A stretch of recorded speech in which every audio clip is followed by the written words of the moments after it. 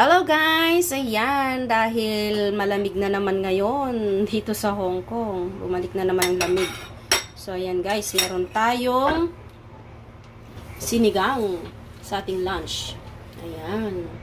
Meron siyang maraming kangkong. Ayan. Yan ang lunch natin ngayon. Sarap ngayon ang humigop ng sabaw at maraming gulay. So, yun guys. Oh, sarap ito. Sarap sana to kung may gabi pa. Hindi ako naglagay ng gabi guys kasi baka mangati yung aking lalamunan.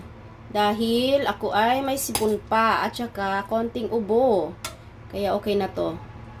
Okay na to. Yan, nandito ang aking rice. Lalagyan natin ng sabaw yan. Tapos ito. Sarap. O, diba? Okay. Yan, okay na yan. Okay na to. Thank you guys for watching. Bye!